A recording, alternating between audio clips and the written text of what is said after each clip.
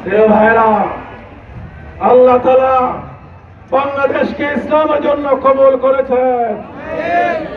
জুলাই গণ অভ্যুত্থান শুধু কারো একক কৃতিত্ব নয়, এই অভ্যুত্থান ছিল 17 বছরের নির্যাতিত মজলুম মানুষের চোখের পানি, নির্যাতিত আলেম ওলামার চোখের পানি, নির্যাতিত শহীদ নেতৃবৃন্দের চোখের পানি। আপনারা জানেন আজকে 1 আগস্ট, এটা একটি ঐতিহাসিক দিন।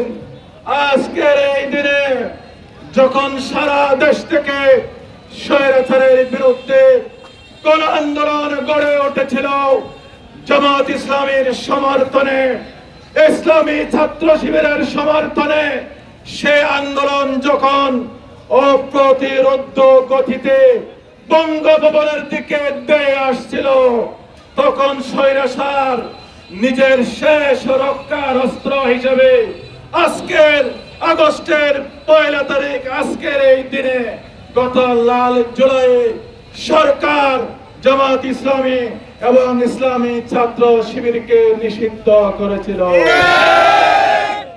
সরকার মনে করেছিল জামাত শিবিরকে নিষিদ্ধ করলে সরকারের বিরুদ্ধে আন্দোলন থেমে যাবে, কিন্তু থেমে যায় নাই। আগুনে যখন ফু দিলে যেমন আগুন দ্বিগুণ বেগে জ্বলে ওঠে, জামাত শিবিরকে নিষিদ্ধ করার পর সেই দিন থেকে আন্দোলন নতুন মোড় নিয়েছে। 5 আগস্টে স্বৈরাচার শুধু পতন হয় নাই, বাংলাদেশ থেকে পালিয়ে যেতে বাধ্য হয়েছে। আজকে আমরা সেই জুলাই বিপ্লবের 1 বছর পূর্তিতে টেকনাফের গণমানুষকে সাথে নিয়ে আমরা সেই বর্ষপূর্তি পালন করেছি। ভাইরা, এরপর আপনারা দেখেছেন আমাদের যে দাড়ি পাল্লাকে কেড়ে নেওয়া হয়েছিল, আমাদের নিবন্ধন কেড়ে নেওয়া হয়েছিল, আমাদেরকে নিষিদ্ধ করা হয়েছিল, কিন্তু মহান রব্বুল আলামিন একটার পর একটা আমাদের নিষিদ্ধের অর্ডারকে বাতিল করা হয়েছে, আমাদের নিবন্ধন ফিরিয়ে দেওয়া হয়েছে। আজকে দাড়িপাল্লা আল্লাহ আমাদেরকে ফেরত দিয়েছে। আল্লাহ যখন এই দুর্যোগের পরে, এই দুঃসময়ের পরে আল্লাহ যখন একটার পর একটা বাংলাদেশের তাওহীদি জনতার জন্য আল্লাহ পাকের রাস্তা খুলে দিয়েছেন, আজকে 1 আগস্টে আল্লাহর উপর ভরসা রেখে আমরা বলতে চাই, ইনশাআল্লাহ যে আল্লাহ নিবন্ধন ফিরিয়ে দিয়েছেন, যে আল্লাহ দাড়িপাল্লা ফিরিয়ে দিয়েছেন, ইনশাআল্লাহ আগামী দিনে সেই আল্লাহ দাড়িপাল্লার বিজয় দান করবেন। আজকে উখিয়া টেকনাফ সহ সারা বাংলাদেশে জামাত ইসলামীর পক্ষে, দাড়িপাল্লার পক্ষে যে গণজোয়ার সৃষ্টি হয়েছে, এই জোয়ারের সামনে দাঁড়িয়ে দাড়িপাল্লার বিজয় কেউ ঠেকাতে পারবে না। প্রিয় ভাইরা, আজকে আমরা জুলাই বিপ্লবের বর্ষপূর্তি করার জন্য এসেছি। জুলাই বিপ্লব আমাদেরকে কি শিখিয়েছে? জুলাই বিপ্লব থেকে শিক্ষা নিতে হবে।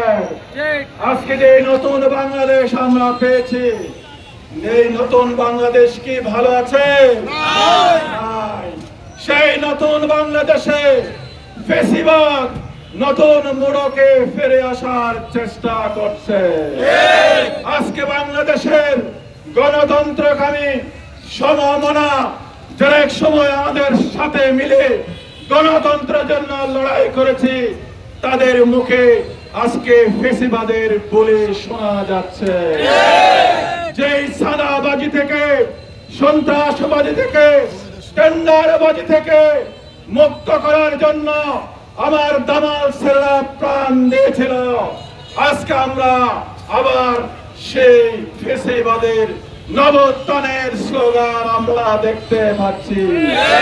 জুলাই আমাদেরকে শিক্ষা দিয়েছে যে কোনো ফ্যাসিবাদের বিরুদ্ধে বুক চেতিয়ে দাঁড়াতে হবে। ফ্যাসিবাদ চাঁদাবাজ যতই শক্তিশালী হোক, আবু সাইদ মধ্যের মতো বুক চেতিয়ে দাঁড়িয়ে গেলে কোন স্বৈরাচার পাত্তা পাবে না, কোন চাঁদাবাজ পাত্তা পাবে না। আমরা জুলাই অভ্যুত্থান থেকে শিক্ষা নেওয়ার জন্য আহ্বান জানাচ্ছি। জামাত ইসলামী বাংলাদেশের সকল গণতন্ত্রকামী দল এবং মানুষকে নিয়ে একটি নতুন বাংলাদেশ গড়তে চায়, যে বাংলাদেশে ফ্যাসিবাদ থাকবে না, যে বাংলাদেশে সাদাবাজ থাকবে না, যে বাংলাদেশে প্রশাসনের রন্ধ্রে রন্ধ্রে দুর্নীতি থাকবে না, যে বাংলাদেশে থানায় থানায় দালাল সৃষ্টি হবে না, সিন্ডিকেট সৃষ্টি হবে না, এমন একটি বাংলাদেশের শিক্ষা দিয়েছে জুলাই বিপ্লব। তাই আমরা বলতে চাই, যদি কেউ নতুন ফ্যাসিবাদ হতে চান, যদি কেউ নতুন করে সাদাবাজ হতে চান, যদি কেউ নতুন করে দুর্নীতিবাদ হতে চান, তাহলে আমরা বলবো বাংলাদেশের দালাল ছেলেরা কমিয়ে যায়নি। আবু সাইদ মুক্ত চলে গেছে, হাজার লাখো আবু সাইদ মুক্ত দাঁড়িয়ে আছে। যে কোনো ফ্যাসিবাদের বিরুদ্ধে বুক চেতিয়ে দেওয়ার জন্য আপনারা রাজি আছেন কিনা? এই জন্য প্রিয় ভাইরা, কথা বাড়াতে চায় না, আমাদের টেকনাফ, আমাদের প্রিয় টেকনাফ, ঠিক কিনা? আমরা যে দল করি না কেন, আমরা যে কাজ করি না কেন, আমাদের পরিচয় আমরা টেকনাফের। এই টেকনাফ আমাদের জন্মস্থান, এই টেকনাফ আমাদের ঠিকানা। এই টেকনাফকে মহান আল্লাহ তাআলা প্রকৃতির অজস্র নিয়ামত দিয়ে ঢেলে দিয়েছেন। এই টেকনাফ হয়েছে বিশাল